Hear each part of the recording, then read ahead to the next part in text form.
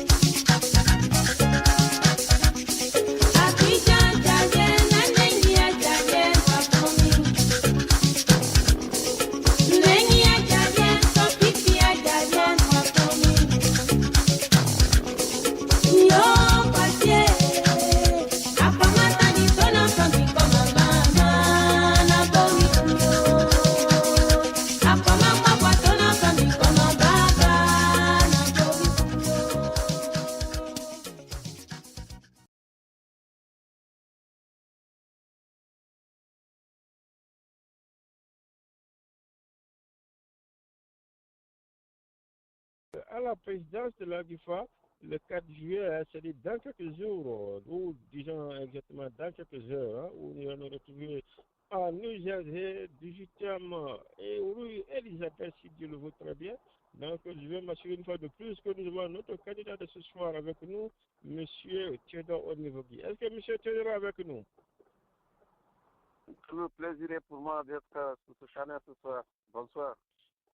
Merci donc à vous, c'est à nous, hein, le grand plaisir de vous dire merci d'avoir répondu à l'appel. Donc, une fois de plus, donc, chers frères et sœurs, auditeurs et auditrices, nous voici donc au terme donc, de 3 jours hein, avec nos candidats pour connaître leur profil et en même temps, les candidats vont exposer leur feuille de route, disons, hein, pour la grande communauté, la communauté guinéenne, la communauté de la Guinée forestière vivant en Amérique du Nord.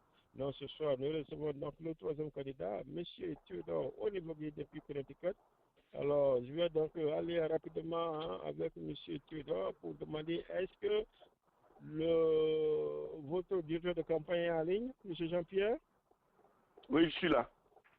Ok, merci donc à vous d'être là. Tout le staff est là, tout est prêt. Donc, il est exactement 8h07 de mon côté, à 9h06, nous allons arrêter. Donc, ça fait 59 minutes. Hein. Nous allons commencer à 50 minutes par candidat. Donc, allez-y, M.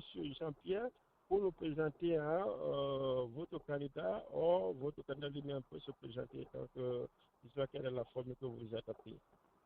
Je le ferai à sa place, puisque je suis son directeur de campagne.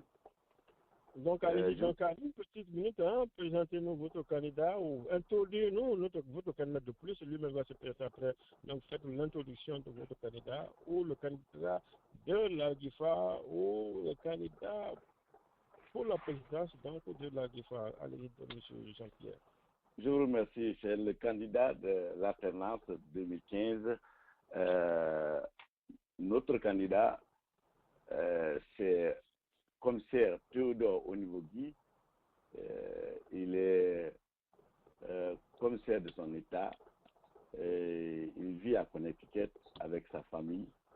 Je crois qu'il n'est plus à présenter. Et comme chez nous en Guinée, hein, en Guinée forestière, notre coutume veut dire ici que le coq, quand il est présent, on ne pas à sa place. Donc je laisse le temps et la chance à notre candidat de se présenter lui-même. Commissaire, s'il vous plaît, pouvez-vous présenter à l'auditoire? Ok, merci donc à vous, hein, M. Jean-Pierre, donc le candidat, le directeur de campagne hein, de M. Théodore Onivogui, commissaire. Alors, monsieur le commissaire, bonsoir à vous, une fois de plus, bienvenue. J'ai pris de l'occasion pour vous dire bonsoir donc à le voyant président hein, du Conseil supérieur de la diaspora, Dr. Jeanne Demou. Alors, docteur? Oui, mon cher ami, je suis en ligne, effectivement. Et rapidement, très rapidement, j'en profite pour dire bonne arrivée et bienvenue à notre commissaire, le commissaire Onivogui.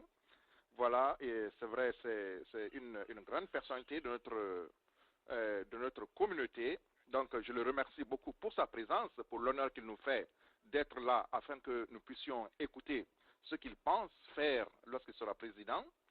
Et j'en profite aussi pour remercier vos auditeurs pour le fait qu'ils soient parmi nous aujourd'hui, pour tout ce qu'ils ont donné de si important à cet événement. C'est inédit, ça ne s'est jamais fait. Donc, merci à vous aussi de la radio. Et sincèrement, je reste en ligne et j'écoute avec la plus grande attention notre commissaire Théodore Onivogui. Je vous remercie. Merci donc à vous, hein, d'être là tous les soirs, hein, pour les 2 derniers jours, hein, pour écouter les candidats et avec beaucoup d'intérêt, beaucoup d'attention. Je dis donc de passage bonsoir à mon cher frère personnel à moi, M. Jean Habat de Michigan, et pourquoi pas le directeur de la radio, M. Issa Kouma. Bonsoir à vous. Alors, M. Théodore Onivogui, dit le commissaire, hein, vous êtes donc candidat à la présidence du bureau exécutif fédéral de la GIFA, si Dieu le vaut bien, le 4 juillet l'an 2015 à New Jersey. Alors, pour les étudiants qui nous écoutent, hein, pour les nombreuses personnes qui sont en ligne, qui est M. le commissaire, en 3 petites minutes, qui est M. le commissaire, qui est M. Théodore Onivogui? Allô, bonsoir. Oui, bonsoir, monsieur le commissaire. Merci pour l'occasion que vous m'offrez ce soir et je commence à l'instar de tous les autres candidats qui sont déjà passés sur ce channel par dire bonsoir encore une fois de plus à vous-même les animateurs, aux nombreux auditeurs qui sont en ligne, connus ou anonymes, ici et ailleurs. Je voudrais saluer respectueusement les pionniers, les premiers qui ont bien voulu poser le jalon, qui nous ont permis aujourd'hui d'avoir ce joyau. Et bien avant, bon nombre d'entre nous. Je pense particulièrement à Dr Jotomou, à M. Damé, le doyen Fassou, la dame Zali Collet. Je me rappelle qu'il nous avait reçu, je crois, en 2002 à Fila, et dans sa maison, je crois. Et les grands fédérateurs de notre organisation, les respectés Dr Wogui, Dr Bémou, mon chef frère Prince Kamano, sans oublier Dr Faya Milimono qui n'est pas là aujourd'hui, les présidents Edouard et Martin, ainsi que la dame qui nous dirige aujourd'hui, la présidente sortante Elise Mauro, pour qui j'ai beaucoup de respect d'ailleurs. Après donc, j'allais dire, mon directeur de campagne m'introduisant a préféré que ce soit moi-même qui me présente à l'auditoire. Comme disait notre frère, ce n'est pas une tâche facile, parler de soi et de ses œuvres, mais je vais essayer de le faire de la façon la plus simple. Que dire de moi? Je suis commissaire de mon État. Vous savez, nous qui sommes des corps paramilitaires ou militaires, souvent il y a cette étiquette qui est collée à notre personne jusqu'à la fin des temps. Vous prendrez par exemple des gens comme on dira capitaine tel ou général tel. Et quand il d'ailleurs disait que lui il restera général jusque dans sa tombe. Vous voyez, c'est comme ça. Je dirais, c'est un peu... c'est ainsi fait. Hein. On m'a toujours appelé commissaire. Il y a des gens qui connaissent mon nom commissaire, mais qui ne me connaissent même pas. Je dirais que mon nom court que plus que ma propre personne. Et ma mère disait de mon vieux chefou. Chefou, mais c'est après que j'ai réalisé, mon père est resté 17 ans durant adjudant-chef. Bon, comme elle ne pouvait pas prononcer adjudant-chef, elle disait donc chefou. Nous, on a vu les gens appeler mon père chefou, mais ça veut dire tout simplement chef. Bon, ceci dit, hein, je veux que chacun se mette à l'aise. Et je suis de formation juriste. J'ai étudié le droit public à l'université de Conakry. En fait, j'ai eu mon baccalauréat en 86, mais au même moment, j'entrais à l'école de police. Je passais notre concours de Saint-Louis au Sénégal, mais j'ai préféré tout de suite me diriger dans la police guinéenne. Mais très jeune, j'ai continué à travailler. Ayant pris conscience de mon devenir, je me suis dit, mais alors, ça, on ne peut pas mener cette carrière sans aucune réelle formation. Je me suis donc fait recycler. Et ça, c'était aux environs de 96. Et 96, je continuais cumulativement à travailler et étudier à l'université. Je me suis recyclé donc à l'université de Conakry. Et j'ai connu, pour ceux qui sont passés par là, dans le département de droit public, j'ai connu Maître Sidram, qui à son âme d'ailleurs, qui était l'avocat du professeur, de l'actuel président guinéen. Il y a un de mes profs qui est docteur, il n'est pas docteur, je m'excuse, qui est le directeur de communication ou le conseiller de communication du ministère de la Justice. En l'occurrence, Maître Ibrahima Biavogi, qui était mon prof de Sciences Po. Pour dire vrai, je suis passé par là et entre-temps, je continue à travailler. Imaginez l'intervalle 96-2000. Au même moment, je passais des bourses, je passais des concours, des examens au niveau de la coopération française. C'est ainsi qu'entre 95 96, je suis allé faire une formation à l'école des officiers de Caniclus, ça c'est dans le département 77, pour ceux qui ont une idée de la France. Et je sors avec un diplôme honorifique. C'était organisé à l'échelle de toute la police guinéenne. J'étais retenu le premier. Ensuite, je reviens, je réadapte encore, je me prépare pour un autre examen, toujours, et sans l'aide de personne, parce que ce n'était pas là les bras droits ou les bras longs. J'obtiens encore une autre bourse de formation, cette fois-ci à l'école Saint-Cyr au Mont-d'Or. Ça, c'est l'école qui forme les commissaires en France. Pour ceux qui ont une idée de la France ou qui ont été en France, ils peuvent, c'est à Lyon. Je retourne au pays. Alors, je continue, comme je disais, à suivre les cours et travailler au même moment. Mais nous approchons donc les années 2000. 2000, c'est, disons 99-2000, c'est la vague période des incursions rebelles le long de nos frontières guinéennes. Alors, à mon retour, on me nomme chef de division des affaires politiques, mais ça va m'amener à sillonner tout le pays, de l'ouest à l'est, du nord au sud. Je pars vers Zérékoué pour des missions d'observation, des missions d'intelligentsia. Je vais faire des missions à Madina Oula lorsque Panival est tué. Je passe des missions au niveau de...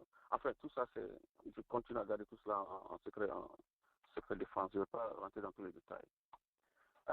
Donc, logiquement, je devrais être des promotions antérieures, mais cette fois-ci, je sors avec la promotion, la 35e promotion.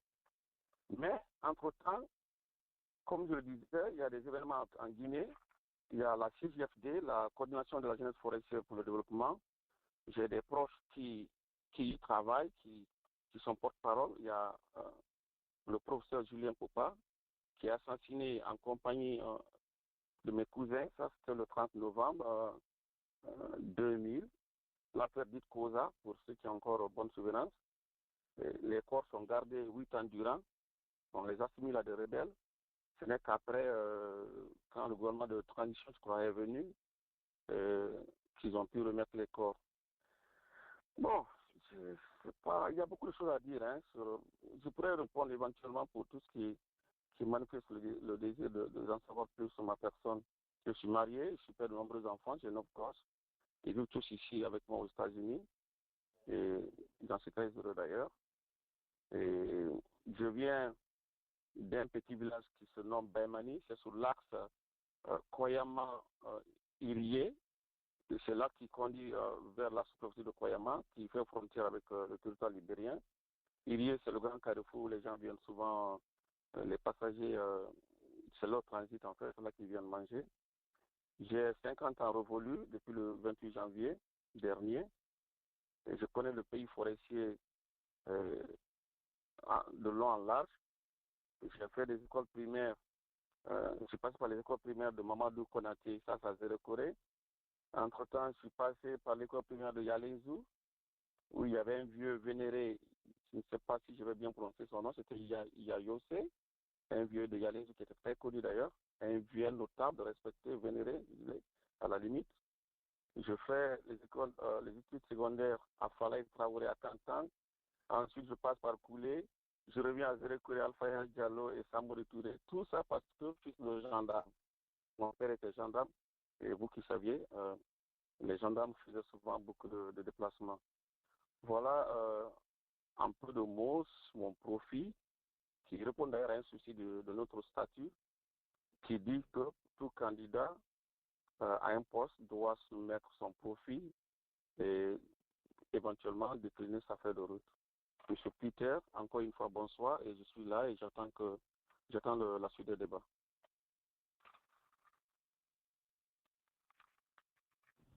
Merci donc à vous. C'est nous de vous remercier. Et une fois de plus, je vais informer comment ça se passe. Vous avez sûrement suivi les 2 derniers débats. Donc, nous partons avec vous pour 59 minutes. Et nous allons partir pour 30 minutes non-stop. Et ensuite, nous allons prendre une pause de 3 minutes, 3 à 5 minutes. Ça dépend comment ça va se passer. Et ensuite, nous allons revenir. Et à la fin, vous aurez 5 minutes de plaidoirie. C'est-à-dire, vous allez faire ramasser grosso modo de tout ce que vous avez dit et tout ce que vous pensez que j'ai oublié de dire. Donc, vous allez faire 5 minutes de plaidoirie. Et ensuite, aujourd'hui, pas de questions. Les questionnaires que moi je vous pose, c'est le même questionnaire avec tous les candidats. Seul le docteur Germain qui va donc vous poser la même question aussi qu'il a fait avec les 2 autres candidats. Et demain vendredi, donc vous partagerez le même plateau avec les 2 autres candidats où vous allez recevoir exclusivement que des questions de la part des auditeurs. Alors, monsieur Onivogui, donc merci donc à vous pour cette brillante présentation de vous-même. C'est pas facile de parler de soi, mais quand même, vous avez fait un effort. Alors, ma première question, donc, à vous, c'est que vous avez certainement servi dans la GIFA ou à GIFA, ou vous êtes membre de la GIFA, ou vous connaissez à peu près ce que c'est que la GIFA pour une petite période de donnée. Alors, vous comptez briguer la présidence de cette grande association. Et si jamais vous êtes élu président de la GIFA, quelle est votre nouvelle vision qui est différente par rapport à ce qui est à la GIFA aujourd'hui? Et quelle est la direction dont vous comptez conduire ce grand bateau, le bateau de la Guinée forestière ou de l'association des gens de la Guinée forestière vivant en Amérique, M. Théodore? Encore une fois, merci de m'avoir passé la parole. Je suis entré dans l'Argifa, je crois, si j'ai bonne souvenance, en 2002. C'était lors de, je crois, lors de la rencontre de Philadelphie, où nous sommes allés massivement d'ailleurs. Cela a toujours été la cellule de Connecticut. Nous sommes allés massivement. Et nous étions émerveillés de voir que des frères forestiers se retrouvent autour d'une table pour parler de leurs problèmes.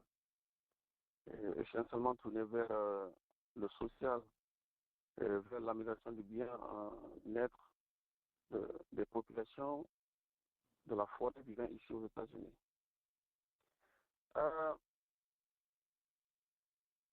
Argifa nous a émerveillés, nous nous sommes dit chacun individuellement pouvait se soutenir, mais il y avait des limites à cela. Il fallait adhérer à un groupement, il fallait adhérer à une association où les efforts devaient être conjugués ensemble.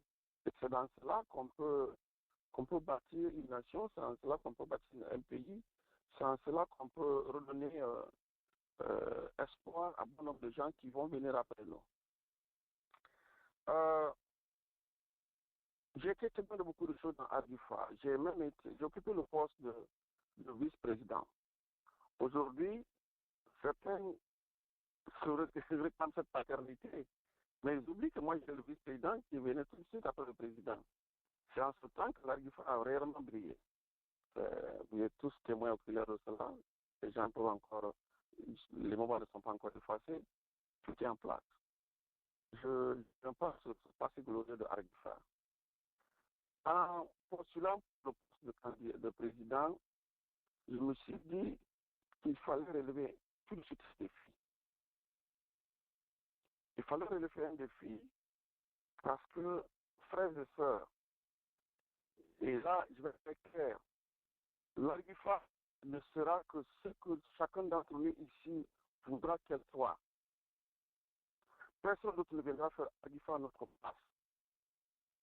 Personne d'ailleurs ne viendra nous soumettre les projets. Personne d'ailleurs ne viendra nous aider à décoller, à nous faire respecter.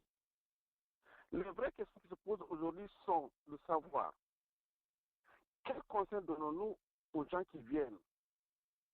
Si demain, par malheur, ne le fait pas, quelqu'un viendra se coucher sous ses bras, quelle est la direction qu'il faut prendre? Il ne faut pas tâtonner. J'ai vu que tout cela faisait malheureusement défaut. Mais chacun est comptable de ce qui arrive actuellement à Argifa. Je n'indexe personne. Je ne juge personne. Je ne parle de la gestion de personne. Argifa, ce qu'elle est, c'est la responsabilité générale commune de chacun d'entre nous ici, sur ce panel ce soir. Si je suis élu, j'ai 3 axes. Je m'excuse l'expression, j'ai 4 axes. Et je vais essayer de parler de ma feuille de route en citant ces différents axes. Le premier, qu'est-ce que je compte faire? Établir des liens de fraternité, d'amour et d'écoute entre toutes les composantes ethniques de la Guinée forestière. Aujourd'hui, la question de Argifa ne reflète pas cela. Je vais permettre, par exemple, et là il faut que les termes soient, je m'en excuse si je devais embêter certaines personnes. Je vais permettre à ce que nos frères Tissiens, nos frères Manon, les Koniakés, les Lélés puissent revenir à la maison mère, qui n'est pas à l'idée que Argifa, c'est une affaire de Guerrier ou de Thomas ou de Konon. Et c'est l'impression qui se dégage très malheureusement. L'Argifa a toujours été occupé, son leadership, enfin, les différents présidents qui ont succédé, bon nombre d'entre eux, venant de Zérékoré, les gens ont eu l'impression que Argifa, c'est une affaire de Zérékoré ou, je m'excuse de l'expression de la population guerrière. Et ce n'est pas vrai. Ça, je vais toujours à l'esprit et ça, je vais m'y mettre pour penser cette plaie. Il faut que Argifa soit la propriété collective de tous les forestiers vivant aux États-Unis, sans exclusion de race, de religion ni de sexe. J'ai les moyens, j'ai le temps et surtout la pleine connaissance des personnes ressources de toutes ces communautés. Et quand je dis toutes ces communautés, c'est celui de la communauté Mania. À Douzette, par exemple, il y a une forte communauté Mania qui ne vient jamais à notre réunion. Pourquoi? Il faut se poser la question. Parce qu'ils n'ont pas trouvé de vrai interlocuteur. Quelqu'un qui peut aller leur expliquer le fondement réel de Argifa.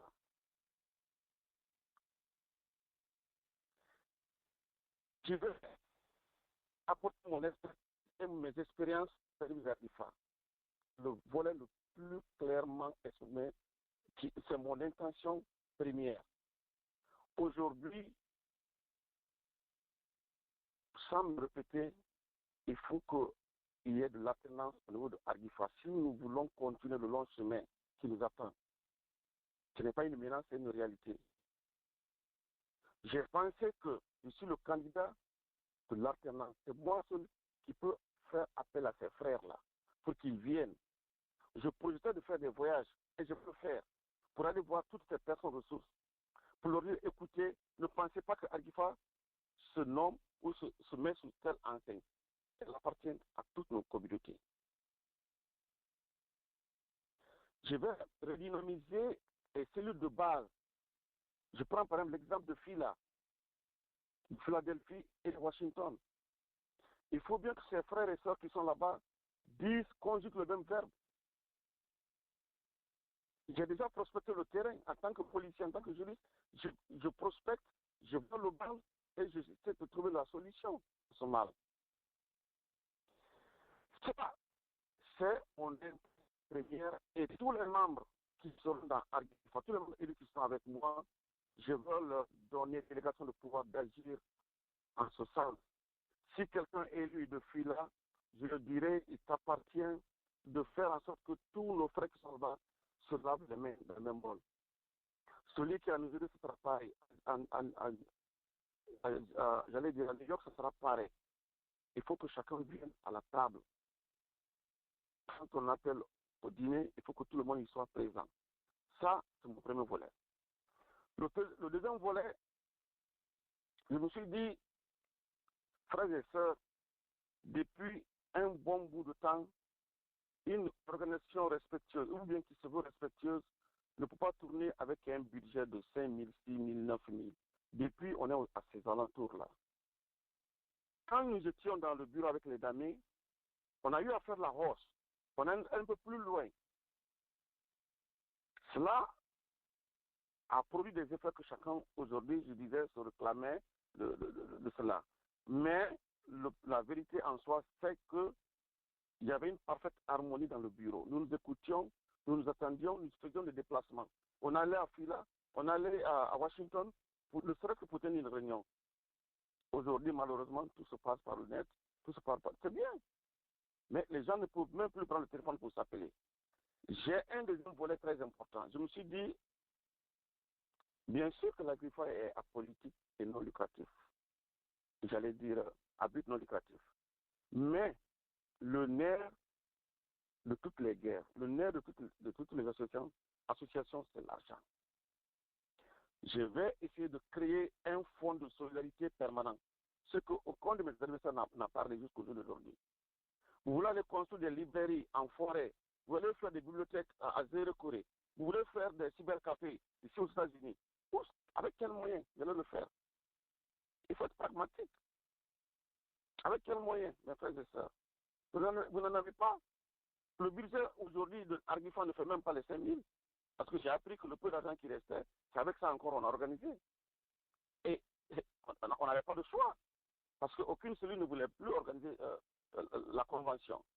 Il faut tout le temps, nous sommes les perpétuels assistés. Ça ne peut pas continuer. Voilà l'idée que j'ai de la création d'un fonds de solidarité, et d'ailleurs que j'appelle FSP, Fonds de solidarité permanent. Pour le faire, je mise par exemple sur un nombre, j'ai fait un petit calcul. Imaginons que la population forestière aux États-Unis, nous avoisinons à peu près les 800 ou les 1000. Vous n'allez pas me dire que nous n'avoisinons pas les 1000. Toute la forêt ici aux États-Unis, ce n'est pas possible. Prenons 800. Je me suis dit, contre la carte de membre, on va demander aux membres statutaires et sur la qualité d'observateur, parce qu'il y a une différence. Les membres statutaires, c'est ceux qui ont 21 ans, ceux qui sont membres de Arguifa. C'est ainsi que ils n'ont pas le vote. Ceux qui n'ont pas le droit de vote, par contre, en dessous de 21 ans, ils n'ont pas le droit de vote, ils sont membres ils sont observateurs. C'est dit clairement par les textes. Je ne sais pas si cela a été ratifié, à moins que je me trompe. En prenant connaissance du statut, moi, je suis un juriste, je ne dois pas parler comme je parle avec les textes. Prenons 800 forestiers, imposables. On va leur demander $40. $40 par an. Tout simplement $40. Vous prenez les $40, vous avez votre carte de membre, vous avez votre numérotation. Si vous multipliez les $40 par les 800, ça vous fait à peu près $32 000. Avec ça, on peut bouger. Les gens vont nous prendre au sérieux. Quand tu demandes de l'aide, les gens veulent bien savoir combien tu as dans ton compte en tant qu'association. Ici, à Connecticut, nous avons 2 comptes. On a un compte courant régulier et on a un compte au nom de Arguifa. Et vous bien le chèque que je vais vous présenter, c'est cellule Arguifa Connecticut. Le premier est dans une banque autre et l'autre c'est à TDI. Et le compte est là-bas, c'est moi qui gère ce compte. Même si le montant est insuffisant, aux environs de 400, mais il y a le compte là qui est dit. L'autre compte, ça c'est pour notre association, notre cellule de base. $40 par élément et par an, ça vous fait, sur les 800, ça vous fait 32 000. Sur les 1000, ça vous fait 40 000. Vous pensez qu'avec ça, on ne peut pas se targuer de demander? Vous voulez de l'espace, mais si vous présentez le minimum, mais les gens vont vous aider. Lorsqu'il s'agit de Ebola, nous, on a écrit à tous les philanthropes de ce pays. On a écrit aux sénateurs. Notre-Dame, elle est témoin, c'est sous sa signature, c'est d'ailleurs elle qui a posé le sceau.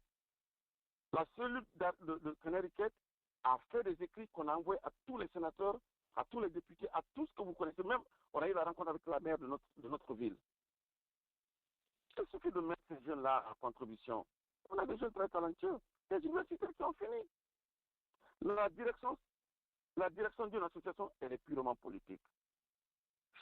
Elle donne le chemin à suivre, elle conduit les bons cadres, sélecte les idées, projette l'avenir, fait des... C'est comme ça. Il y a rien de sorcier. Ce fonds sera géré avec la plus grande transparence et sans aucune opacité. Parce que ces derniers moments, il faut bien se rendre compte qu'il y a eu de sérieux problèmes au sein de l'Argifa. J'ai dit que je n'allais parler de personne, je ne juge personne.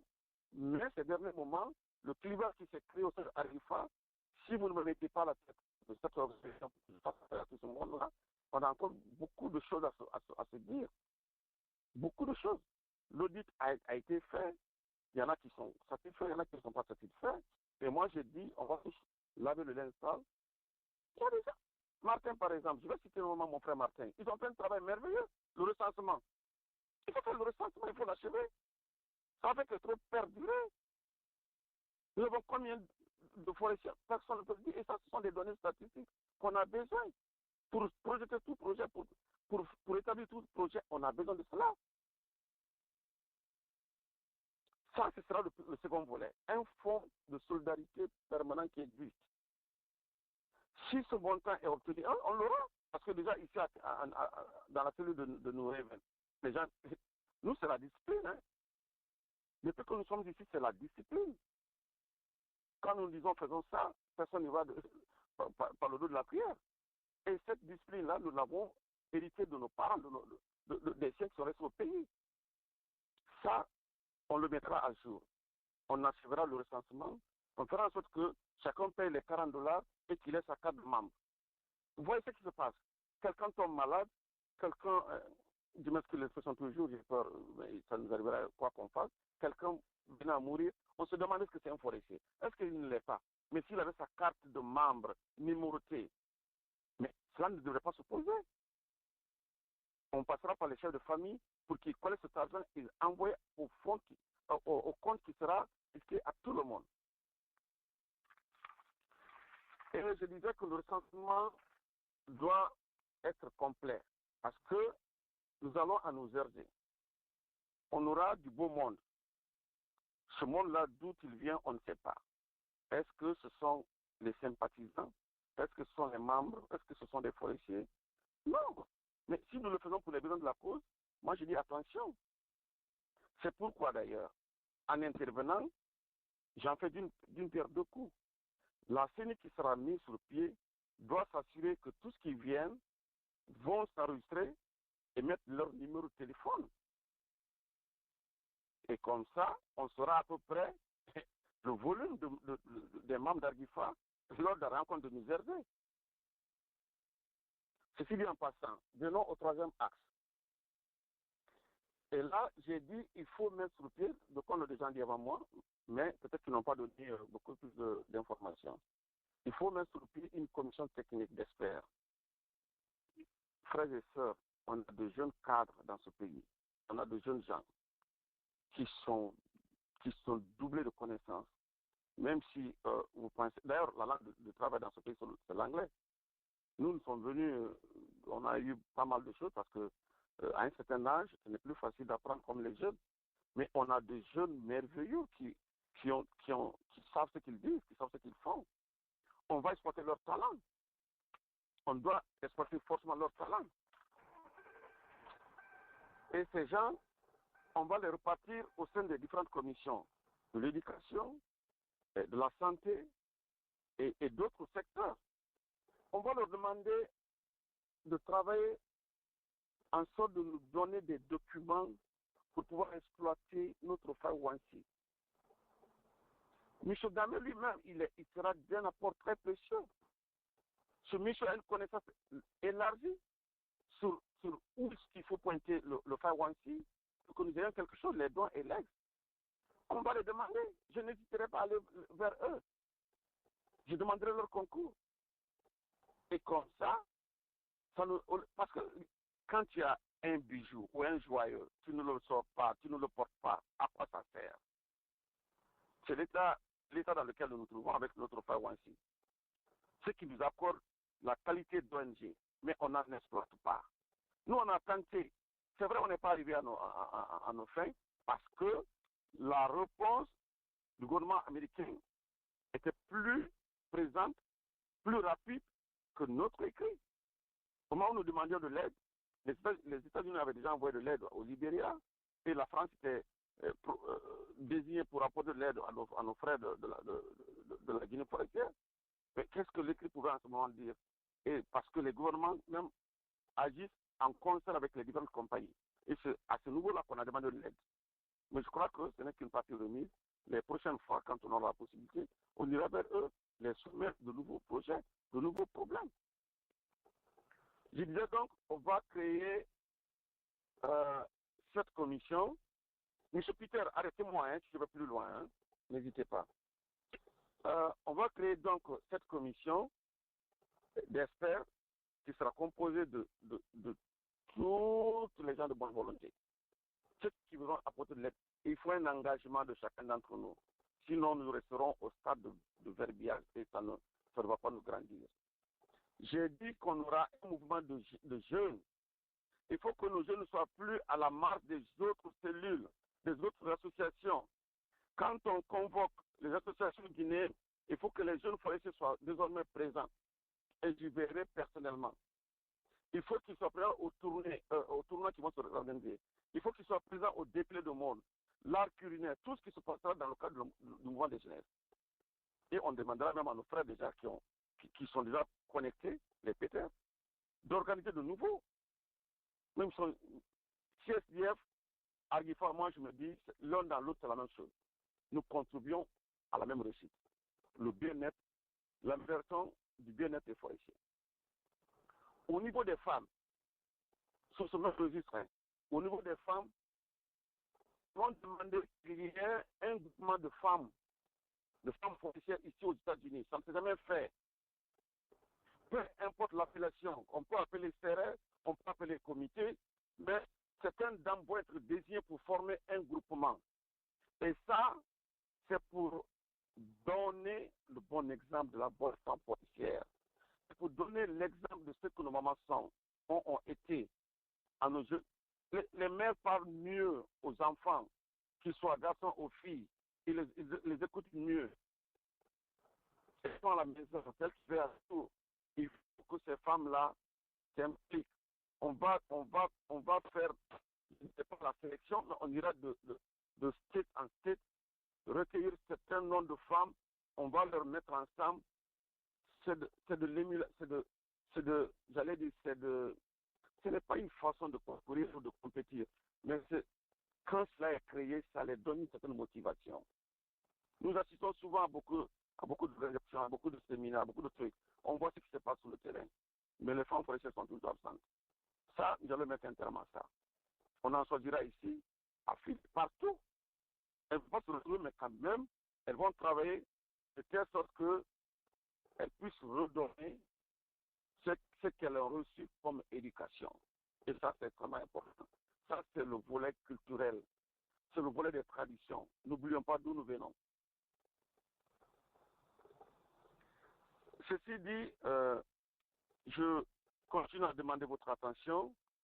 Et là, je vais finir par le quatrième axe, le quatrième volet. Dans la mesure du possible, je vous demande si on a un peu de fond. Parce que tout partira de cela. Si on a un peu de fond, on va essayer de créer une radio Arguifa. Synchronisée certainement avec l'arrière-pays, avec une radio FM au pays. C'est bien possible. Docteur Germain, ils sont des techniciens, ils sont des professionnels, c'est des étoiles en la matière. Ils peuvent nous aider. On peut aussi obtenir un numéro standard, call free, par exemple pour l'Arguifa. Parce que qu'est-ce qui se passe? Actuellement, des gens ont des problèmes, ils ne savent pas qui appeler. Et nous sommes ONG, on peut avoir un numéro gratuit, comme on dit un étoile nombre, C'est possible. On peut obtenir un numéro comme ça, qu'on va diffuser, qu'on va élargir à tous les membres de cette d'Agifa. Quand il y a un problème, au lieu de passer par Paul ou par Pierre, appelle directement ce numéro, et ce numéro-là sera surveillé. La ligne sera ouverte 24 heures sur 24. Ça va nous aider de raccourcir un peu le cheminement des problèmes, la résolution des problèmes. Il faut y penser, et c'est possible. On dit corps voyant, rien d'impossible. Et ça, on pourra collecter des informations, nous pourrons faire des diffusions à un large public. Il y a un autre élément souvent qui me vient à l'esprit. J'ai une grande vision pour l'Argifa. Je ne vois pas l'Argifa à un stade très bas. Une organisation qui a existé 15 ans durant, elle doit être à mesure de prouver sur le terrain, de créer des allons, de mettre des atouts en place. Il faut qu'on voie de quoi cette Argifa est possible. Et j'ai dit, je ferai en sorte que Argifa soit une association respectée et respectueuse. Désormais, on ne sera plus absent quand il s'agira d'aller, quand on va inviter les organisations communautaires aux États-Unis, qu'on dise non, on n'a pas notre place. Non. J'ai dit que j'aurai le temps, je vais le faire. J'ai un travail très flexible qui me donne beaucoup de possibilités de me mouvoir, même si nous savons bien qu'aux États-Unis, chacun court après le biais vert. Le lobby forestier viendra avec le temps. Si on exploite le talent de nos jeunes, on arrivera un jour à avoir un poumon économique fort. Il y a par exemple le cas de Popa qui est en France, un grand joueur de renommée internationale. Vous pensez que si les gens se mettaient, chacun talent qu'il faut exploiter. Il l'a déjà, il a conquis. Ici même aux États-Unis, on a des jeunes gens qui ont ce talent. Des jeunes artistes, des jeunes joueurs. Mais s'ils sont forestiers, en tant que président d'Argifa, je me mettrai à leur trousse. Je ferai en sorte que ces jeunes-là sortent de l'ombre. Si on les aide, un jour, on a l'exemple dans ce pays. On ne dit pas Econ ou Akon, ils sont ici aujourd'hui. C'est pas lui qui est en train de vendre son électricité à travers le monde, à travers l'Afrique. Si un de nous parvenait, un de ses enfants, un beau matin, parvenait à avoir à être glorieux jusqu'à ce niveau, ne pensez-vous pas que ça ferait la fierté de la forêt? C'est comme ça, voilà, ce sont là mes intentions, ce sont là ma vision. C'est beau de dire qu'on peut faire de l'Argifa la vitrine du monde, mais il faut me démontrer par A plus B les moyens de faisabilité. Il faut avoir, on ne dit pas avoir, il faut faire la politique des moyens, mais plutôt, qu'est-ce qu'on dit? Avoir les moyens de politique. Si je vous dis, mes frères, que je vais me déplacer pour aller construire un hôpital à Karana, j'aurais menti. Si je vous dis que je vais aller faire une route carrossable entre Béké, je ne sais pas par où, ça, c'est le domaine de l'État guinéen. Je ne pourrais pas, il n'y a pas ce moyen-là. Donc, on ne peut pas tout dire en une soirée, c'est vrai, mais ce qui m'anime, je crois que mon dépasse un peu ma modeste personne, mais avec la volonté, avec mon engagement, et surtout ce que nous avons fait ici à New Haven, pourront être des leviers, des instruments, pourront me guider pour mener à bien notre organisation. Et une fois encore, si je vous manque de respect par certainement mon langage, je voudrais m'en excuser. Et je reste à l'écoute pour toute éventualité, pour toute autre question. Je vous remercie. À nous de vous remercier, monsieur le commissaire Théodore Onevogui. Chers frères et sœurs, vous êtes donc à l'écoute de radio Conseil de l'aspect forestier. Nous recevons pour la troisième fois encore le troisième candidat donc, à la présidence du bureau fédéral, du bureau fédéral de l'Agifa 15 ans. Tout à l'heure, on écoutait donc une partie des faits de route, monsieur le commissaire, monsieur Théodore Onevogui. Alors, la deuxième question à vous, monsieur Onevogui.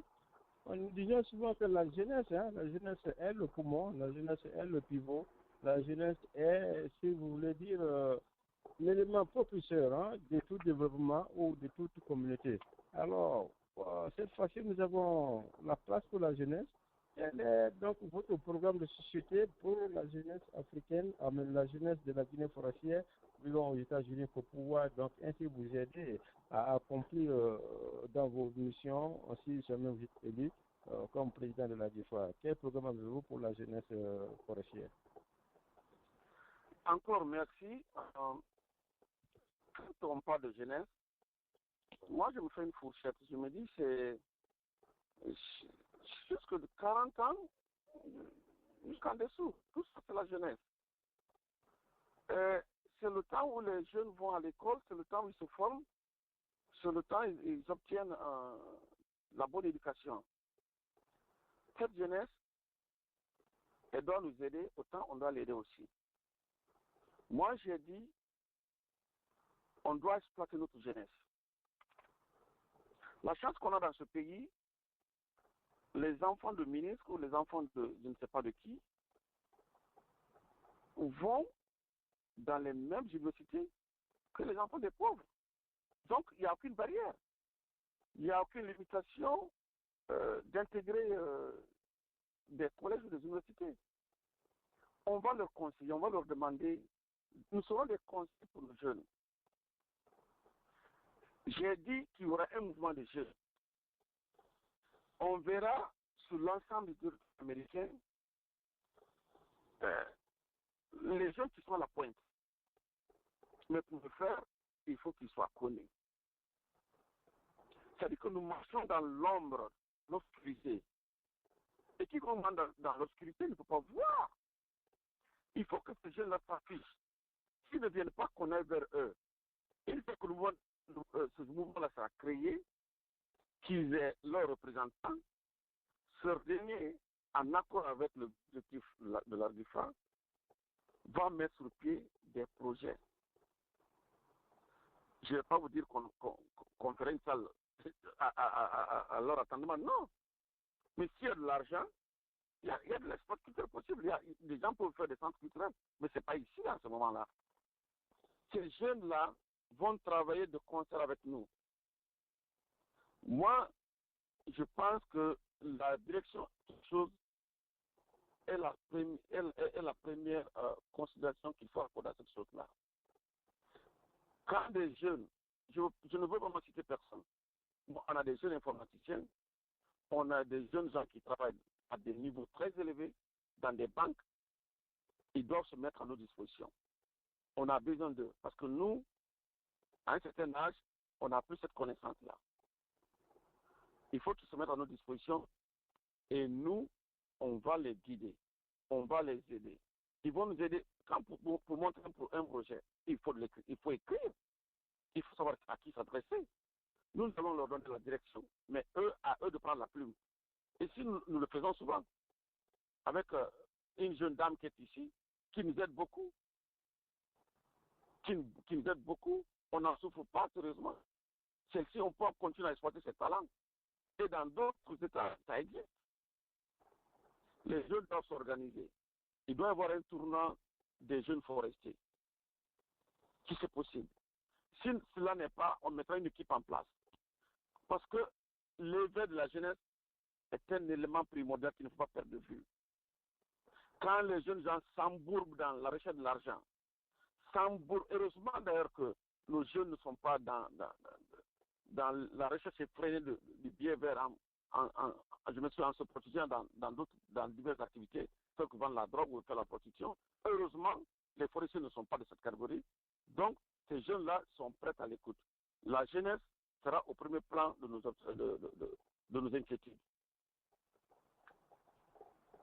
Il y aura un mouvement de jeunes, où il y aura des jeunes filles, où il y aura des jeunes garçons, qui vont se parler, qui vont se concerter, et on va leur demander de nous aider pour élaborer un projet vital, et ensemble, cela sera soumis à la connaissance de l'Assemblée, et on travaillera ensemble. Ça, c'est une situation pratique qui ne demande pas d'autres ressources que sinon la mise à disposition de nos jeunes. Et ça, c'est faisable. Si on contacte les pères, les mères, il n'y aura pas de problème.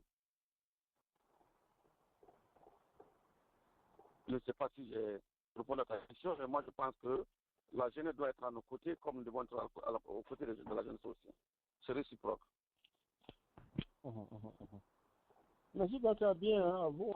J'ai dit donc à toutes les personnes qui nous écoutent via Facebook ou via Skype et ceux qui sont connectés online. Merci à vous. Nous parlons donc de l'AGIFA 15 ans et du mouvement de notre bureau fédéral exécutif qui va avoir lieu le samedi.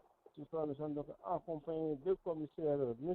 Théodore Onivoti depuis Connecticut, qui est donc le candidat numéro 3 à la présidence de cette grande association.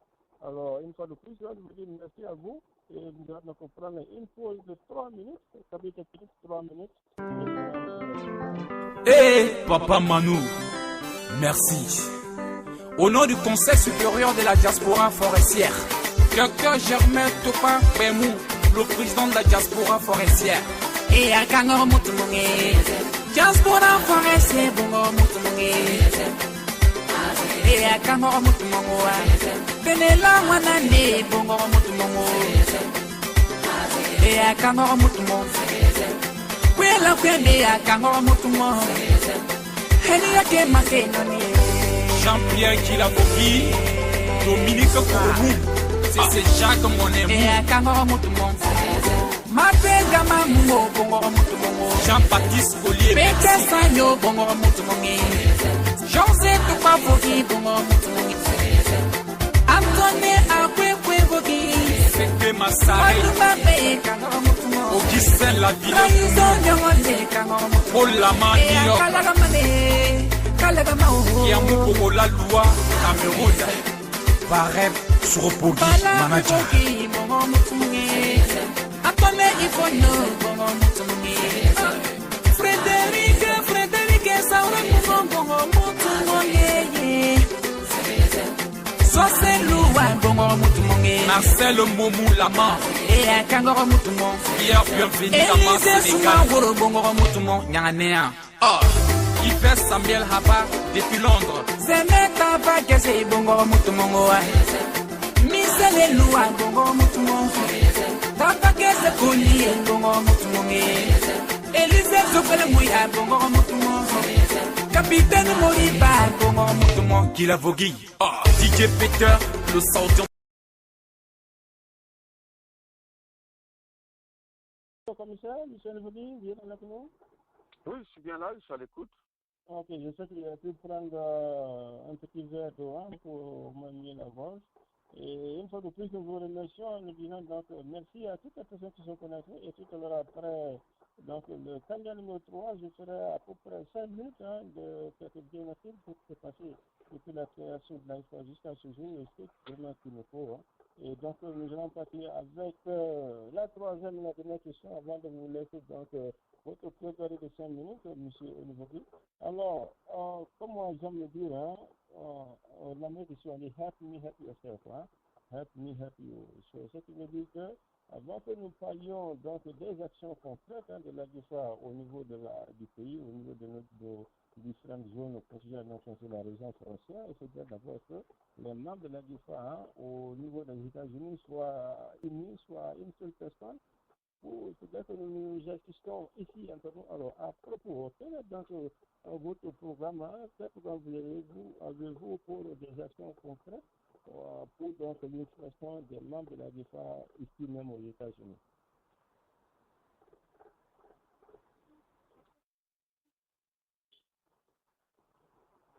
Allô? Allô, monsieur Olivier? Je vous assure que je n'ai pas saisi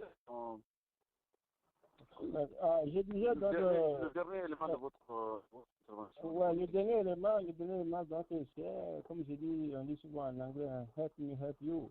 Aide-moi et aide toi-même. Donc, je disais que pour nous permettre donc à la DIFA de faire des actions concrètes au niveau du pays, il faudrait que les éléments constitués donc cette association au niveau des États-Unis soient unis et puissent nous satisfaire entre eux. Alors, je veux donc savoir quel est votre programme de sécurité avez-vous pour donc ainsi permettre ici de nous entraider entre nous. J'ai dit lors de mon intervention, et là, cela me donne le temps de me rappeler de quelque chose. Je disais que j'avais la possibilité, dans le cadre d'unification, dans le cadre d'union, dans le cadre d'unité des membres d'Argifa, de pouvoir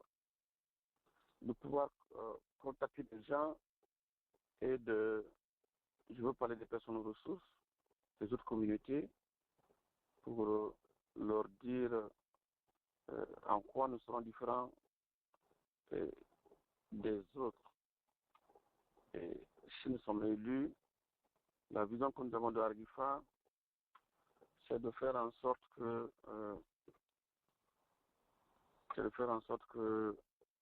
quand c'est un guerrier qui est malade, que tous les autres soient à son chevet.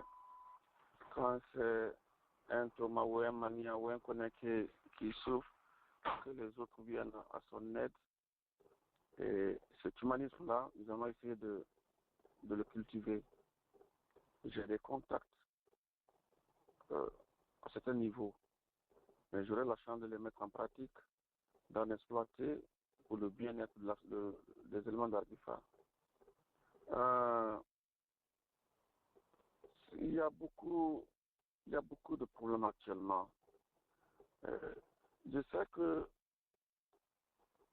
il y en a qui ne viennent pas à Argifa parce qu'ils se disent, mais qu'est-ce que nous tirons? Qu'est-ce que nous bénéficions?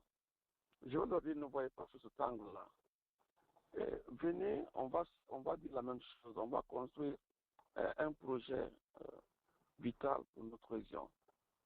Et ne pensez pas que j'ai oublié les parents, les chefs qui sont restés au pays.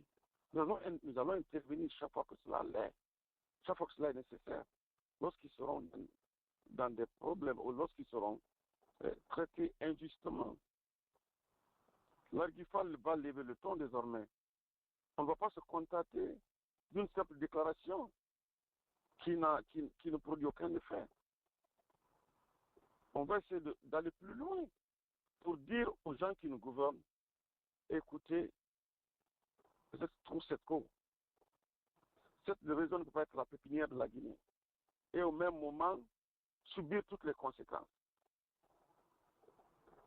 C'est pour eux que nous sommes là. C'est pour eux que nous travaillons. Nous qui sommes ici, il faut qu'on se donne la main. Il arrive quelquefois d'ailleurs, une fois au pays, il nous est plus difficile de se voir qu'en étant ici. Et d'ailleurs, mettons cela, c'est pourquoi il faut mettre cela à profit pendant que nous sommes ici, pour se dire les quatre vérités, pour se parler en frères, pour dire, écoutez, si nous croisons les bras, les autres vont nous dépasser et ce sera pas notre faute. La barrière de la langue ne devrait pas poser problème. La barrière de la religion ne devrait pas poser problème. C'est des libres choix laissés aux hommes. Mais on a notre tradition, on a notre culture, on a travaillé pour que nos enfants aient cette éducation. Un enfant forestier n'est pas n'importe qui. Mes frères, je donne un exemple terre à terre. Quand vous faites la statistique de la population guinéenne, parce que je l'ai su un peu lors de mes rencontres au niveau de l'ambassade. Dans les prisons ici, par exemple, on compte au bout des doigts les forestiers. Et je vous dis, les forestiers, on en compte très peu. Souvent, c'est pour des cas d'immigration, ou soit c'est pour des cas de violence légère. Il n'y en a pratiquement pas d'ailleurs. Mais allez voir les autres communautés. Ils croupissent les jeunes dans la croupissent dans la prison. Parce que l'idée qu'on leur a donnée, c'est la recherche effrénée de l'argent. Donc, il y a ces personnes ressources-là que je vais contacter. Je les ai cités entre autres. J'irai vers les Koniakés. Je suis déjà accepté par ce monde-là. Je leur dirai, venez. C'est sûr, ils ne vont pas me rejeter. J'irai vers mon frère Prince. Il m'aidera pour convaincre bon nombre d'indécis. Voilà des gens qu'on a à notre disposition. Il faut que nous profitions de leur présence, de nous tous ici, pour mener à bien, pour être embarqués dans le même bateau. Parce que sinon, demain, ce sera trop tard. Ok, Merci donc à vous. Hein. On me signale depuis la cabine technique que nous avons à peu près 9 minutes qui nous restent. Hein.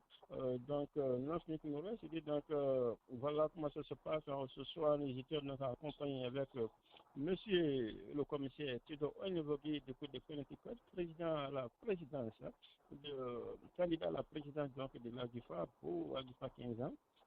Et tout à l'heure, donc, je vais me tourner donc, vers Dr Germain hein, pour sa question. Et ensuite, nous allons revenir donc, monsieur le commissaire pour 5 minutes de plaidoirie.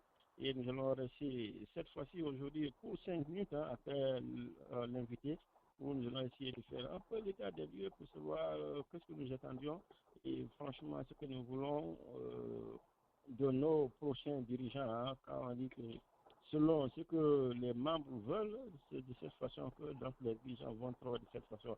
Quelle que soit donc la société de programme ou le projet de société que nos dirigeants ou nos candidats ont, si les membres ne veulent pas se lever pour faire ce travail, il va sans dire que leur société, leur projet va s'intéresser.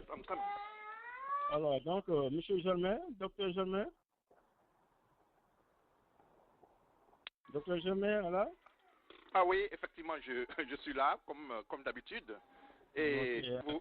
Nous vous disons merci hein, pour votre attitude, pour votre attention. Donc, vous avez écouté hein, M. Théodore Onivogui, candidat à la présidence. Donc, il est à vous pour votre question, M. Dr Germain. Oui, je disais que sincèrement, je suis très très réconforté et je sais que chacun d'entre vous est réconforté et dans sa chair et dans son esprit.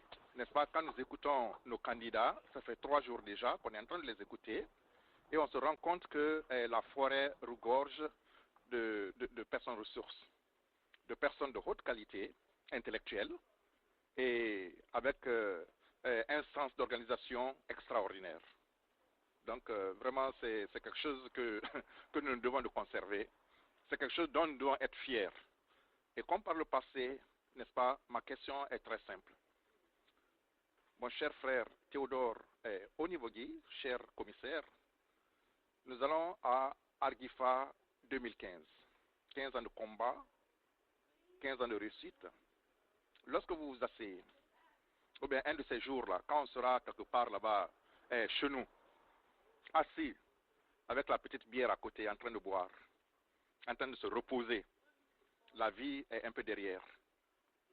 Qu'est-ce qui va vous rendre fier? De quoi vous parlerez avec fierté de ce que vous avez fait pour la GIFA? C'est ça simplement ma question. Et excusez-moi, et sincèrement, je remercie chacun encore une fois de plus pour le travail terrible qui est fait. Terrible qui est fait. Et voilà, nous, avec plaisir encore, nous allons vous rencontrer tous demain. Donc voilà, mon cher commissaire, mon cher Théodore, c'était cela ma question.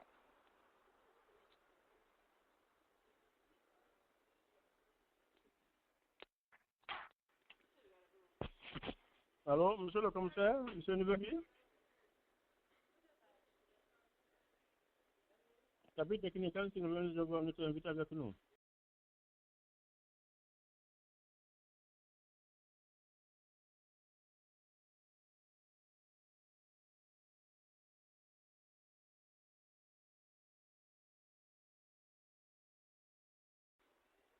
Allez, donc pour une petite minute. Allô? Allô, monsieur le commissaire? Monsieur le commissaire n'est pas, je crois qu'il est déconnecté. Donc nous vous donnons donc une petite minute. Hein, donc essayez de joindre donc, votre candidat, monsieur le directeur de campagne, mon frère, mon oncle Jean-Pierre, qu'il vienne répondre à la question et puis nous attendions pour les 5 de plaidoirie, s'il vous plaît. Ok, je le ferai tout de suite. L'espoir des artistes forestiers, l'espoir de la jeunesse des salis. Kamamanoué, nano, kamamanoué, kamamanoué, nano, kamamanoué.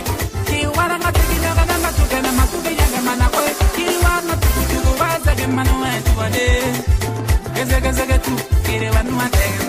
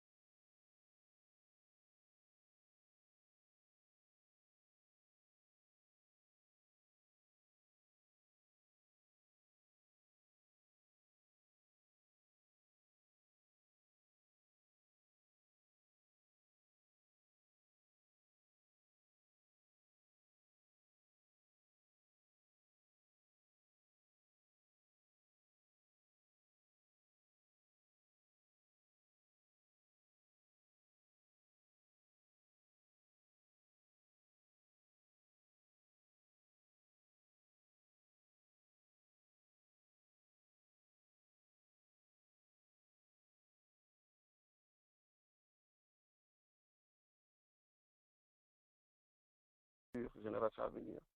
Il faut qu'on cultive la démocratie au nom de notre formation. Il ne faudrait pas que ce soit les mêmes gens qui s'imposent, les mêmes gens qui parlent au nom de tout le monde et qui, en réalité, ça ne produit absolument rien. J'ai dit, accordez-moi vos voix, il y aura de l'alternance, il y aura du changement. Je suis très réaliste, je suis très pragmatique. Je ne perds pas de temps à des considérations qui ne rapportent rien. On a besoin de nos frères qui sont partis. Il faut les faire venir à l'Argifa. Il faut les faire revenir. Et ils sont très nombreux, des gens qui gardent le silence. Je suis au secret de cela. On va les faire venir. Et je pense que c'est la personne la mieux placée. J'ai beaucoup de visions. Je vous ai dit avec quoi je pourrais éventuellement mener notre organisation vers des objectifs clairs et précis. Je ne vais pas tâtonner, je n'aime pas promettre quelque chose, je ne vous ferai pas rêver, je n'ai pas cette possibilité. Je sais qu'aux États-Unis, chacun court après pour payer les billes. Moi, je sais ce que je dois faire. Et avec l'équipe qui sera derrière moi, on va vous donner l'essentiel de nous-mêmes. Si vous nous écoutez, je crois que c'est très bien. Mais que ce soit l'un d'entre nous, à la présidence de cette Argifa, ça ne fait que grandir la forêt.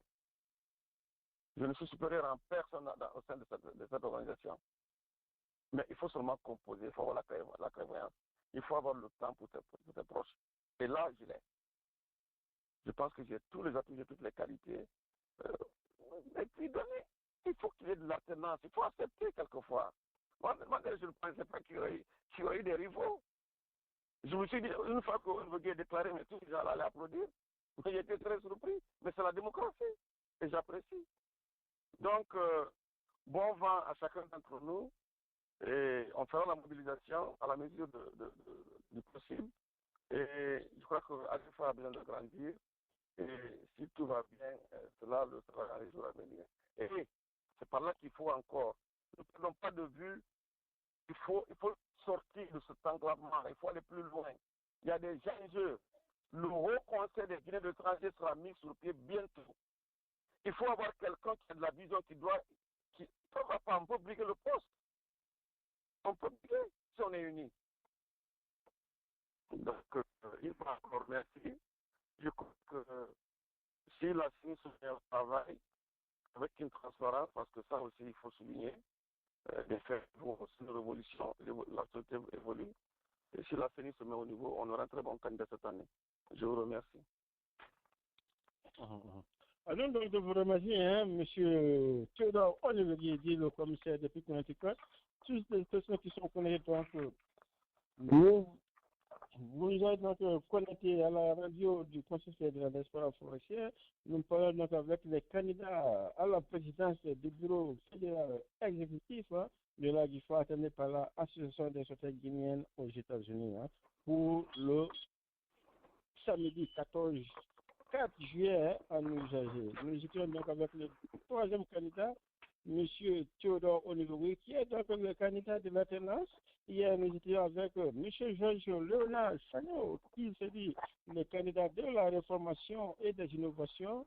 Et avant-hier, nous étions avec Mme Élise Zeramo Simaoro, qui est donc le candidat aussi de l'alternance de leadership. Donc, ce qui veut dire que 15 ans, l'Argifa sous la conduite des hommes, et pourquoi pas leadership féminin cette fois-ci. Donc voilà donc les trois candidats. Et je vous rappelle donc le programme de demain. Demain, nous aurons les trois candidats à la fois sur le même plateau. Et cette fois-ci, ils seront avec donc les anciens présidents de l'Argifa qui vont essayer de poser des questions. Et ensuite, nous prendrons 2 à 3 questions au niveau des auditeurs. Et nous allons fermer fenêtres et portes pour donc se retrouver le samedi super-tardu à Nujagé pour la grande convention. Donc nous disons donc merci à toutes les personnes qui sont connectées et nous disons merci à M. Théodore et je vais donc demander, je dis bonsoir ainsi à M. Issa Kourma, le directeur de la cabine technique de notre radio, et je dis aussi merci à M. Martin, le secrétaire à l'information, à toutes les personnes qui sont connectées. Je vais donc rapidement, pour cette fois-ci, on a fait avec les candidats, je vais donc demander à la première technique d'ouvrir un peu le micro de tout le monde, et puis nous allons juste rester pour 5 minutes pour se dire un peu quelques vérités et par rapport à notre association. Donc, s'il vous plaît, vous pouvez ouvrir le micro de tout le monde et nous allons voir ce qui va se passer. Alors, ma première constatation, hein, c'est quoi? C'est que depuis Atlanta, on l'a mentionné, à DC, hein, on l'a mentionné, que ça devait être l'an 2005 ou l'an 2006, où on nous a envoyé dans un petit coin quelque part là-bas à DC, un petit restaurant d'ailleurs, où on a un peu critiqué par rapport au lieu où ça s'est tenu. Et le docteur Jotomo était président à l'époque. On a un peu critiqué, hein, où on nous a reçus à DC. Et de là aussi, on a un peu parlé de ce qu'on appelle l'affaire des cas de membres. Nous sommes quand même aux États-Unis. Hein. Si vous ne payez pas votre assurance, vous savez que après la fin du mois, on vous donne 10 jours de période de grâce. Après les 10 jours de période de grâce, vous êtes coupé complètement.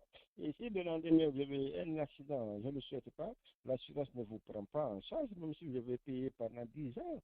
Alors, je me dis, donc, pourquoi ne pas avoir une carte de membre de toutes les personnes qui se disent ressortissants d'intérêt frontière ou activistes, les personnes qui se disent membres de la GIFA.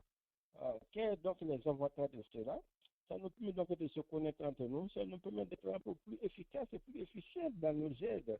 Au lieu qu'on nous dit que telle personne est décédée quelque part là-bas, ou telle personne a un baptême, ou telle personne a des problèmes, ou telle personne est là, on ne sait pas qui est cette personne.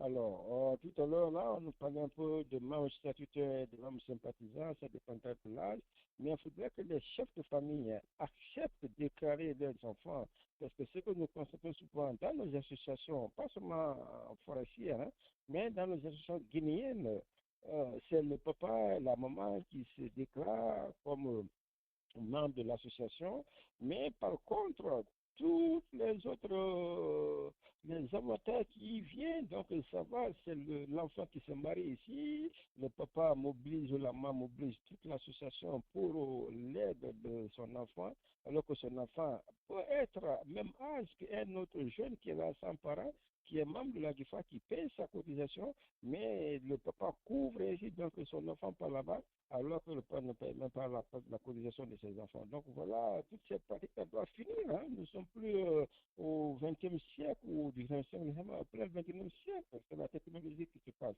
Donc franchement, c'est des choses, comme je disais tout à l'heure, nous ferons la GIFA ce que nous voulons et non ce que nos responsables veulent de la GIFA, puisque nous sommes en premier lieu les gens qui sont là. Alors, si quelqu'un a un peu de commentaires ou de contre-commentaires par rapport à ce point, donc, nous sommes entre nous, hein, c'est la famille, juste une petite 10 minutes, nous allons voir à peu près ce qui se passe et on va se dire la vérité et le jour J, on saura que beaucoup de choses seront déjà réglées entre nous et puis on ne va pas perdre beaucoup de temps. Et lorsque notre nouveau bureau sera là, nous n'allons pas attendre que nous disent de travailler, nous allons les obliger à travailler et à travailler pour le peuple et par le peuple. Alors, est-ce que j'ai une personne qui a une contre-vérité? Ouais. Moi, Jean-Pierre, je vais sûrement ajouter à ce que vous venez de dire. Allez-y, mon nom est Jean-Pierre, le grand directeur de campagne de M. Théodore Nogué, le commissaire. Le commissaire nous a vraiment émerveillés et nous a présenté un projet, c'est-à-dire notre projet de société, que tous ceux qui voudront qu'il y ait l'alternance au niveau de l'Argifa en 2015 voteront pour commissaire Théodore. Ça, je crois que mon neveu, vous ne direz pas le contraire. Je ne suis pas en train de vendre mon autre candidat. Hein.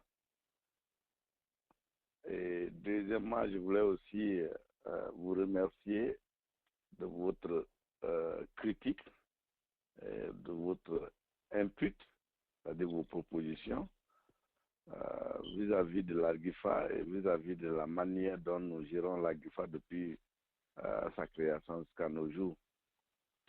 Ceci dit, vous avez été vraiment très, très simple dans vos explications. Mais ce que vous avez oublié de mentionner, c'est de savoir est-ce que ces enfants, comme nous sommes aux États-Unis, Vous connaissez qu'on ne force personne.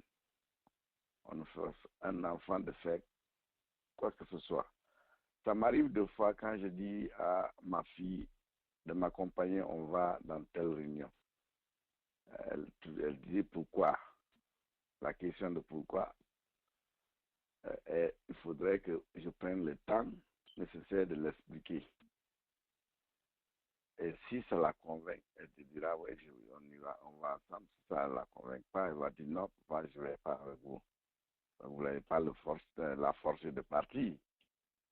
C'est le même cas qui est le père qui mobilise toute la communauté, parce que c'est selon lui, c'est un bonheur, une grande joie, que lui juge nécessaire de nous convier et qu'on partage avec lui dans sa famille. Dans votre narration, j'ai vu que vous avez fait allusion, puisque nous allons participer, nous allons amener des matériels. Cela n'est pas salutaire, cela ne vous convient pas. Au fond, vous n'avez pas expliqué le pourquoi vous dites que telle personne a telle joie et telle personne a telle joie. On a une considération différente.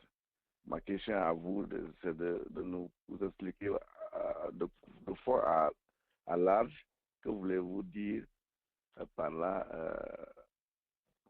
l'enfant qui participe, l'enfant qui ne participe pas. Mon neveu, la question est à vous. Avant de demander à quelqu'un de nous donner notre personne, vous êtes très va nous écouter, vos micros sont ouverts. Tout ce que vous avez à faire, c'est de vous annoncer dès que je finis et puis on vous donne la parole. Alors, ce que je vous disais ici, comment on appelle ça, mon oncle, Jean-Pierre. Je prends un exemple. J'ai 40 ans et je suis déjà marié. J'ai des enfants qui ne sont pas encore moins de 10 ans. Là, nous pouvons le comprendre. Par la même occasion, je peux prendre un exemple, comme mon frère Issa, par exemple, qui aussi peut avoir 40 ans, mais qui a aussi son enfant qui a peut-être 22 ans. Donc, c'est un exemple que je vous donne. Vous voyez que dans ce pays, ça que vous faites 18 ans, vous commencez à travailler, vous avez droit à payer les billes. À partir de 21 ans, vous êtes complètement indépendante. Donc, lui, il a son enfant qui a 22 ans, mais qui ne vient pas dans nos réunions de la DIFA, qui ne cotise pas. Pendant ce temps, vous avez un autre jeune, qui a 20 ans ou qui a 21 ans, qui vient d'arriver, qui n'a aucun parent ici, mais qui est membre part entière à la DIFA et qui paie ses cotisations. Mais ce jeune qui n'est pas marié, qui n'a pas sa famille ici, souffre de sa manière pour pouvoir payer ses billes. Alors que lorsque l'enfant de M. Issa qui a 22 ans, mais qui n'est pas enregistré au niveau de la DIFA, doit par exemple se marier, ou bien a déjà fini ses études, ou bien quoi que ce soit. Donc, à cause de son papa, la communauté est obligée de faire par rapport à son enfant, pendant que son enfant peut aussi être un contribuable à la DIFA pour pouvoir donner l'épanouissement de la DIFA. Voilà, donc c'est mon point. Alors, nous allons peut-être avec une autre contradiction, une autre personne pour nous dire son point de vue de cette affaire de carte de membre. Est-ce qu'il faut exiger le carte de membre à tous les enfants qui ont plus de 18 ans ou qui ont plus de 21 ans? Voilà donc le débat. Et ensuite, nous allons partir avec ce qu'on appelle la synergie entre les jeunes de la DIFA, qu'est-ce qu'il nous faut la DIFA et les autres associations. On a juste une minute qui nous reste. Alors, est-ce que mon frère Jean est en ligne? Balakovegi? Monsieur Issa?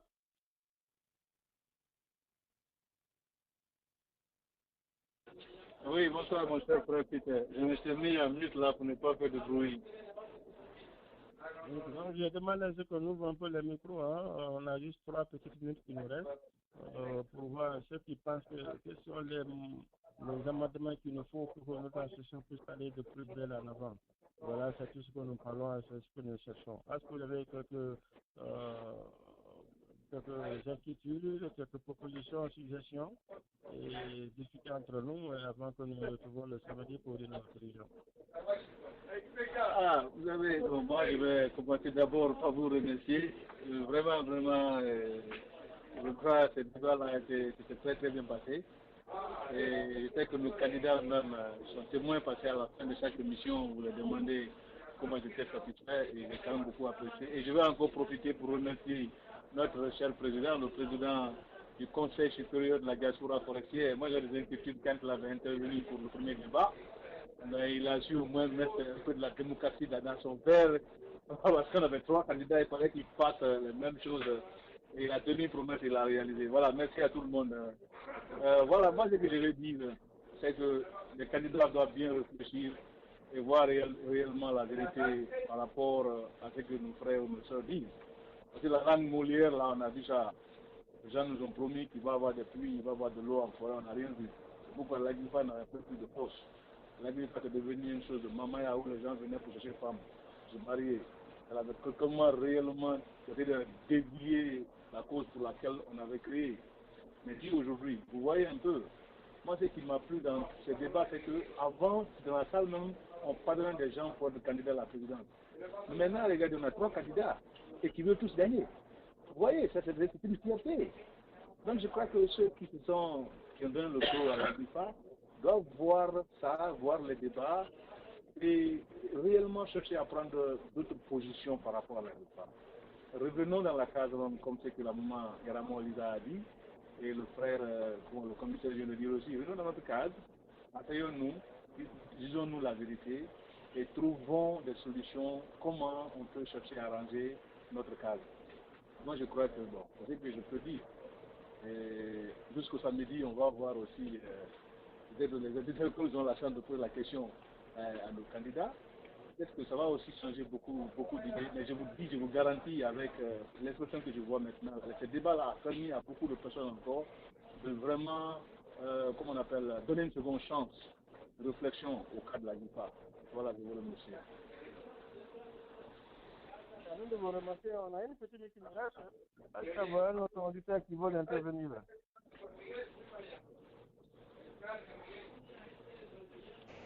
Si cela est, donc je vous dis merci à vous d'être connectés ce soir. Demain, donc, nous aurons les 3 candidats qui vont partager le même plateau. Et cette fois-ci, ce sera avec les anciens présidents de la GIFA qui seront donc en ligne pour les poser des questions. Et nous prendrons 2 ou 3 questions de la part des éditeurs pour pouvoir finir avec cette campagne avant le jour J, puisqu'il faut fermer les campagnes. Et ensuite, nous verrons ce qui va se passer le samedi. Une fois de plus, bonsoir à vous et merci et bonne nuit.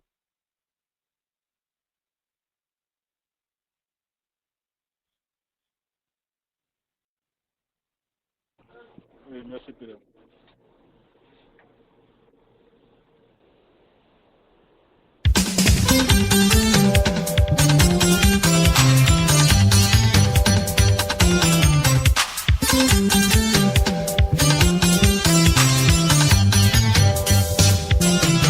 Oh ma petite Doris,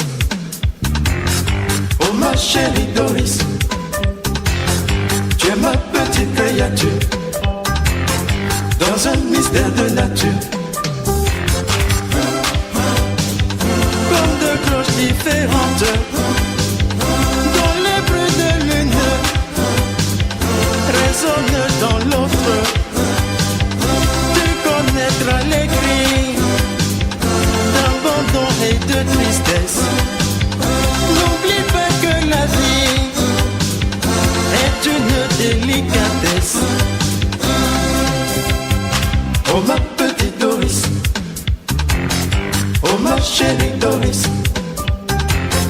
tu es ma petite créature dans un mystère de nature. Dans ces vagues de l'amour, les événements rameux, pense à tes ancêtres ainsi que tes grands-parents. Oh vieux bois blanc, hey, à la vieille, appelez Suzanne. Maman,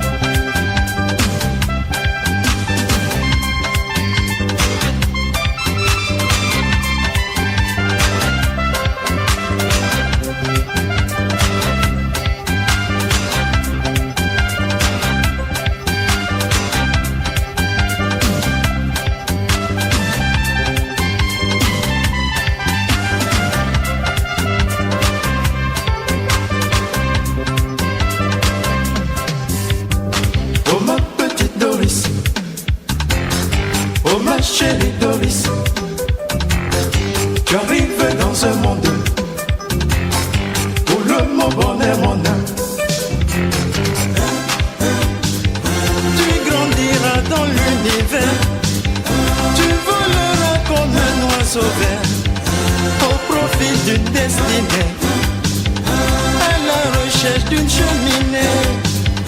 Nanina, nanina. Ah, oh ma petite Dodora.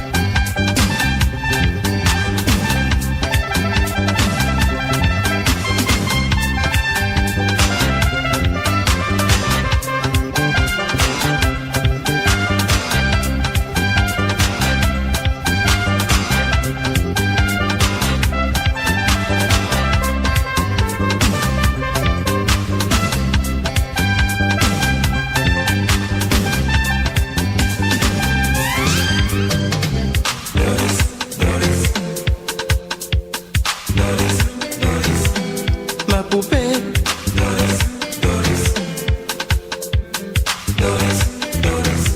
comme un tambour,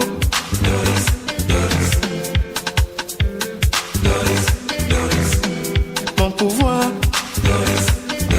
Et comment? Mon espoir. C'est ça. Ma poupée.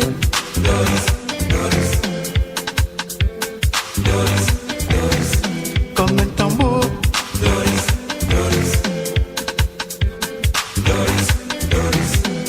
Mon pouvoir.